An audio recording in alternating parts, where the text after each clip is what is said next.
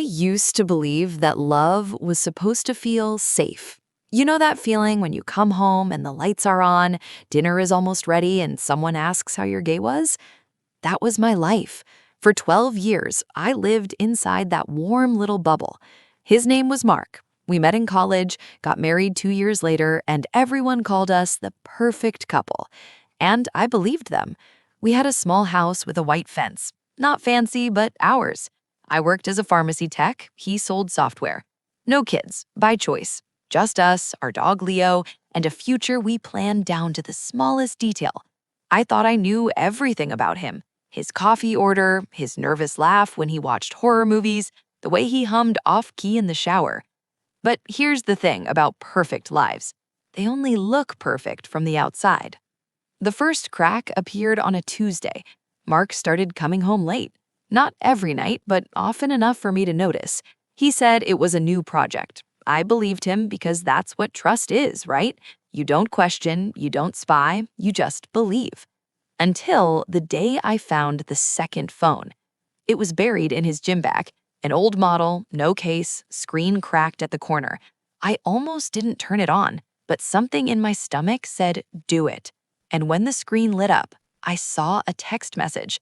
Not from a coworker, not from a friend, from my sister, Rachel. The message said, last night was perfect, can't wait for Friday. I stopped breathing. My hands started shaking. I read it again, and then I scrolled up. Months of messages, photos, plans, inside jokes about me, about how I never suspected anything. Rachel calling him my love, him sending her hotel confirmation numbers. I sat on the bathroom floor for 40 minutes. Leo came and licked my hand. I didn't cry, not yet. My brain just kept repeating one sentence. They did this to me, both of them. My sister, the one I helped pay for college, the one who lived with us for 6 months when she lost her job, the one who called me her hero, and my husband, the man who promised to protect me. So I did the only thing I could do. I put the phone back, I took a shower, I made dinner, and when Mark came home that night, I smiled and asked about his day, because I already knew revenge doesn't start with anger, it starts with patience. For the next 3 weeks, I became a different person. Not cold, not crazy, just observant. I stopped asking where he was going, I stopped calling during the day, I let him believe I was tired, distracted, maybe a little sad, and he loved it. The less attention I gave him, the more reckless he became. He started leaving the second phone on the nightstand. He took calls in the living room while I was in the kitchen. Once, he even said Rachel's name during dinner. Oh, Rachel mentions that restaurant too, and he didn't even flinch. That's when I realized the truth. He didn't feel guilty, he felt clever. So I started planning. First, I documented everything. Photos of the screenshots sent to my own email, dates, times, locations. I found credit card charges for hotels I never visited, gift receipts for jewelry I never received, a plane ticket to Miami bought the same week he told me he had a work conference. I didn't confront him, I didn't cry to my mom, I just collected evidence like a detective building a case. Second, I protected my money. We had a joint account, but I also had a small personal account before the marriage. I slowly moved half of our savings there, legally, through transfers marked house repairs. Then I canceled the credit card he used for hotel rooms. He never asked why, he just used another one. Third, I called a lawyer, not the flashy kind, a quiet woman named Mrs. Delgado who specialized in infidelity cases. I brought her everything, the texts, the bank statements, the timeline. She looked at me and said, "You're not here to save your marriage, are you?" I said, "No, I'm here to end it on my terms." She smiled. That was the first time I felt powerful. But the real turning point came on a Sunday. Mark said he was going to the hardware store. I waited 10 minutes, then drove to Rachel's apartment. I parked across the street and watched his car pull into her lot. He walked inside without knocking. He had a key. I sat there for an hour. When he came out, he was carrying an overnight bag I'd never seen before. They were planning a weekend trip, together, while I was home alone, thinking he loved me. That night, I asked him one question. "Mark, is there anything you need to tell me?" He looked me straight in the eyes and said, "No, everything's fine. You're just stressed." And that's when my heart turned to stone, because I realized he wasn't going to stop. He wasn't going to confess. He was going to keep lying until I either broke down or walked away with nothing. So I decided to give him exactly what he wanted, me broken and silent right up until the moment he lost everything. Here's what people don't understand about betrayal. It's not the act itself that destroys you, it's the lies you told yourself to survive it. I spent years believing Mark was honest because I needed him to be. I ignored the late nights, the secretive texts, the way he stopped touching me. I made excuses. He's tired, work is hard, every marriage has rough patches. But once I saw that phone, I couldn't unsee it. And instead of falling apart, I decided to let them fall. My plan had 3 parts. Part 1, let them get comfortable. I started being extra nice to Rachel. I invited her over for dinner. I told her I missed her. I even offered to lend her money for a new apartment deposit, which she took, by the way. She hugged me and said, "You're the best sister anyone could ask for." And Mark watched all of this. He saw me being kind to his mistress, and he didn't stop her from taking my money. That told me everything I needed to know. Part 2, build my exit without them noticing. I found a small apartment across town, signed the lease under my maiden name, started moving my important things, documents, photos, Leo's vet records to a storage unit. I told Mark I was decluttering. He didn't care. I also started talking to a forensic accountant. Turns out, Mark had been hiding almost $40,000 in a separate account, money we earned together, money he called business expenses. Mrs. Delgado said that's called marital fraud, so I added that to the file. Part 3, choose the moment. Every revenge story has a climax. Mine came on the night of our 12th anniversary. Mark had planned a dinner. He even bought flowers. I almost believed he cared. But then his phone buzzed. He glanced at it, smiled, and said, "Work thing, I'll be right back." He went into the bathroom. I followed quietly. The door was cracked. I heard him whisper, "Tomorrow night, same place. I love you too." Not "I love you too." That's when I knew. I wasn't going to expose them in private. I wasn't going to cry and beg. I was going to burn their world down in front of everyone who mattered. So I waited 2 more days. Then I sent one group message to my parents, to his parents, to our 3 closest friends, and to Rachel's new boyfriend, a guy she'd been hiding from everyone, including Mark. The message said, "Hi everyone, I'm sorry to do this in a text, but I need you to know the truth. Mark and Rachel have been having an affair for over a year.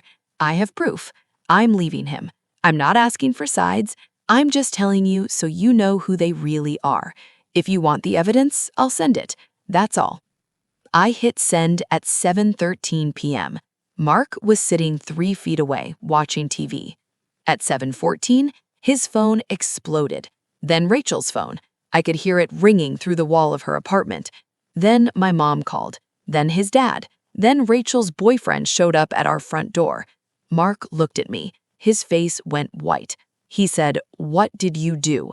I picked up Leo, grabbed my purse, and walked out. I didn't scream. I didn't cry.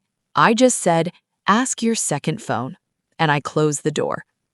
The next 6 months were not easy, but they were necessary. Mark tried everything. He called me 50 times the first night. He showed up at my new apartment. He sent letters saying he was sorry, that it was a mistake, that he still loved me. Rachel showed up too, crying, begging, saying she was confused. I didn't answer. Not because I was angry, because I was done. Mrs. Delgado filed for divorce on grounds of adultery and financial fraud. Because I had documented everything, the judge granted a temporary restraining order on our joint accounts. Mark couldn't touch the money. He couldn't sell the house. He couldn't even take our furniture. Then came the hearing. I sat on one side of the room. Mark and Rachel sat on the other, together. Because by then, everyone knew. My parents didn't look at her. His mother cried. Rachel's boyfriend had already left her. The judge asked Mark if he denied the affair. He said no. The judge asked about the hidden bank account. He said it was for emergencies. The judge asked whose emergencies. Silence. In the end, I got the house. I got half his retirement fund. I got the car. And because of the fraud, I got an additional $30,000 in damages. Mark got his freedom and a reputation no one would forget. But the real revenge wasn't the money, it was the isolation. Rachel lost our entire family. My parents stopped speaking to her. Her friends dropped her one by one. She had to move to another state just to find a job. Last I heard, she's living alone in a studio apartment, working 2 shifts. Mark lost his job, not because I called his boss, because his boss was at our anniversary dinner and saw the text. The company didn't want the drama. They let him go quietly.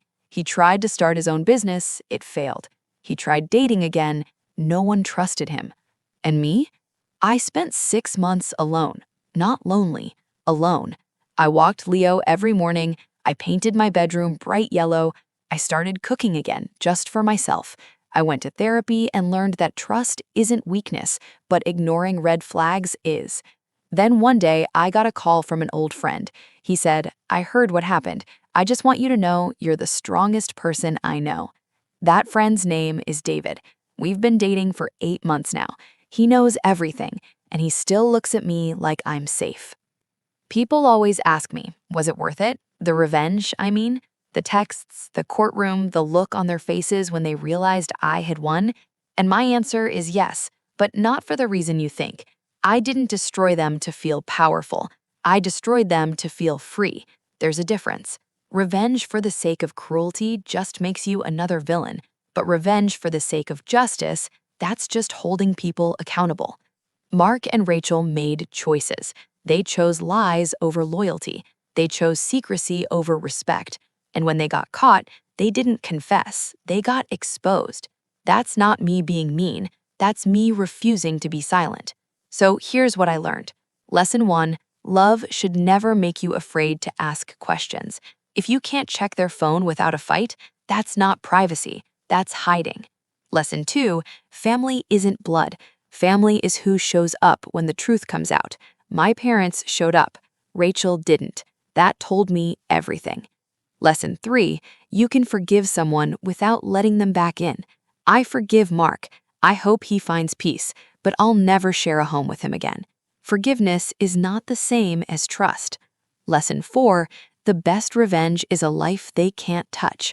I didn't win by making them miserable. I won by becoming happy. I have a new home, a new love, a new sense of who I am, and they have memories of what they threw away.